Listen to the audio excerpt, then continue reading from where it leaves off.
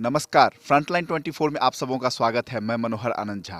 अभी हमारी टीम पहुंची हुई है जिला परिषद क्षेत्र संख्या 8, जहां पर जिला परिषद की उम्मीदवार सुभदा यादव जी हम लोग के बीच मौजूद हैं। आइए इनसे करते हैं चुनावी चर्चा। ये पूर्व से भी चुनाव लड़ चुकी हैं, मुखिया चुनाव में ये पार्टिसिपेट कर चुकी हैं और इस बार इन्होंने पहली बार जिला परिषद के लिए अपना नॉमिनेशन कराया है। आइए इनसे करते हैं चुनावी चर्चा। सर्वप्रथम आपका फ्रंटलाइन 24 में स्वागत है। धन्यवाद।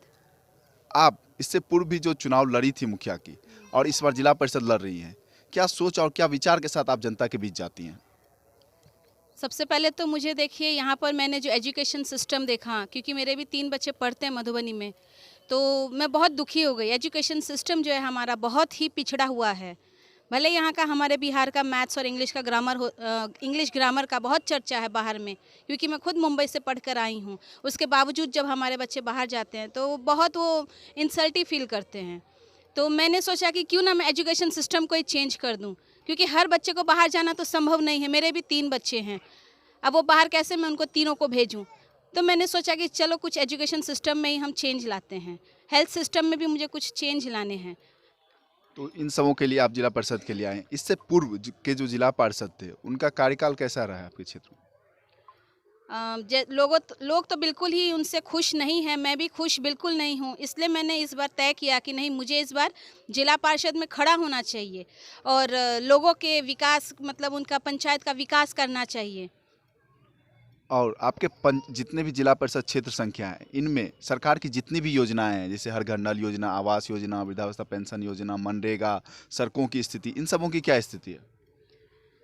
स्थिति तो देखिए मिला जुला के मुझे उतना ठीक नहीं लग रहा है, क्योंकि हर चीज़ में तो देखिए घूस चल रहा है। तो अगर मैं पावर में आती हूँ तो सबसे पहले ये घूस बंद करूँगी और पंचायत समिति जो भी है, ब्लॉक समिति के अंडर जो काम आता है, मैं चाहूँगी कि बिना घूस के पूरी 100% ये योजना लोगों तक पहुँचे। ये सड़कों की स्थिति? सड़क की स्थिति तो बहुत ही बेकार है। जैसे मैं घूम रही, मैंने देखा जिला पार्षद ने एक रोड बना दिया और हो गया, लेकिन अंदर मैं गांव में घूम रही, एक भी मैंने अच्छा रोड नहीं देखा। इतना खराब रोड है स्थिति कि बहुत परेशानी होता है। तो अगर मैं जीतती हूँ तो ये सब मैं कोशिश करूँगी पूरा ठीक करने का। आप महिला हैं, युवा हैं, अगर आप यहाँ की जनता आपको जिला परिषद बनाती हैं, तो महिलाओं और युवाओं के लिए आपके पास क्या कार्य योजना है? महिलाओं के लिए तो मैं ये सोची हूँ कि जैसे कि बाहर में देखिए, यहाँ पे चैलेंज तो बहुत बड़ा है, बाहर में चैलेंजेस कम हैं, लेकिन उसके बावजूद मैं पूरी कोशिश करूँगी। जैसे कॉटेज इंडस्ट्री जिसको बोला जाता है, अब हिंदी में पता नहीं, तो वो जो छोटे छोटे जो कारखाने होते हैं, तो मैं पूरी कोशिश करूँगी कि ऐसे मैं कॉटेज इंडस्ट्री डालूँ, जिससे हमारे महिलाएं जो हैं, जब खेती में काम रहता है तो वो 1 महीना खेती में काम करती है और बाकी के 11 महीने बैठी रहती है। एक एक रुपये के लिए वो बेचारी मोहताज रहती है। तो अगर मैं ये सब कुछ करती हूँ, कॉटेज इंडस्ट्री मान लीजिए डाल देती हूँ, हमारी महिलाएं घर बैठे 2000-3000 रुपये आराम से कमाएगी, थोड़ा स्वावलंबी हो जाएगी। और भी है बाकी प्रोग्राम, लेकिन अभी फ़िलहाल इतना ही मैं बताऊंगी। जितने भी जिला परिषद 8 के जितने भी कैंडिडेट हैं, उनमें से आप अपने आप को कैसे बेहतर मानती हैं? देखिए, मैं अपने आप को बेहतर इसलिए मानती हूँ क्योंकि सबसे बड़ी बात कि मैं शिक्षित हूँ और मैं रियल में शिक्षित हूँ। ऐसा नहीं है कि मैं सरकारी स्कूल से 10th कर ली, 12th कर ली और न्यूज़पेपर भी ठीक से पढ़ने नहीं आता है।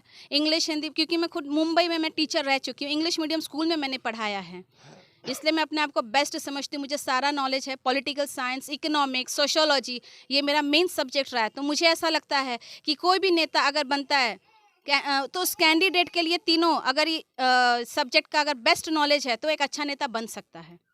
इनके पति ललित राज यादव जी इन हम लोग के बीच मौजूद हैं। आइए इनसे करते हैं चर्चा कि इनका सहयोग किस तरह इनको मिल रहा है, सुधा यादव जी को। मुझे मुझे सहयोग आपका सहयोग इनको कैसे मिल रहा है? मेरा सहयोग इनको अच्छा इसीलिए मिल रहा है कि मैं करीब 15 साल से लोगों का सेवा कर रहा हूँ और मेरा नाम आज तक सिर्फ मदद करने में है। कहीं भी नाम मेरा खराब नहीं है, कोई दाग लगा हुआ ना मेरे ऊपर कोई केस है, और ईमानदारी नाम पे मेरा नाम ललित राज जाना जाता है। तो बस ये सब जो है इनको मदद मिल रहा है। और अंत में आप अपने मतदाता मालिकों से क्या अपील करेंगे, जिनसे कि वो आपको वोट करें, आपका चुनाव चिन्ह के?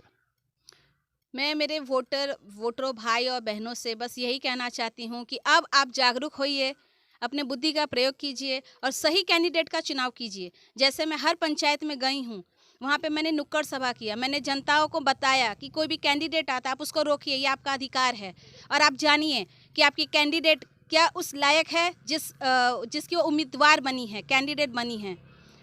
तो बस यही कहूँगी कि आपने मुझे हर कोने में मैं पहुँच चुकी हूँ, तो आप लोग सही कैंडिडेट को चुनिए और मुझे भारी मतों से वोट कीजिए। तो ये थी सुविधा यादव जी, जो कि जिला परिषद क्षेत्र संख्या 8 से उम्मीदवार हैं। ये पढ़ी लिखी हैं और इनके पास प्रैक्टिकल नॉलेज है, ये लोगों के बीच रहती हैं। लोगों का, इनके पति जी पूर्व में भी समाज का सेवा में लगे रहते हैं, अभी भी ये लगे हुए हैं और ये चाहते हैं कि अगर इनकी पत्नी जिला परिषद क्षेत्र संख्या 8 से जीत के आती हैं तो ये इस क्षेत्र का विकास करेंगे। सड़कों का विकास हो, शिक्षा का हो, स्वास्थ्य का हो, रोजगार का हो, सभी क्षेत्र में काम किया जाएगा और इस क्षेत्र का विकास हो और इस जिला परिषद क्षेत्र संख्या 8 को पूरे मधुबनी जिला परिषद में नंबर 1 पे लाया जा सके। बने रहिए हमारे साथ फ्रंटलाइन 24। धन्यवाद।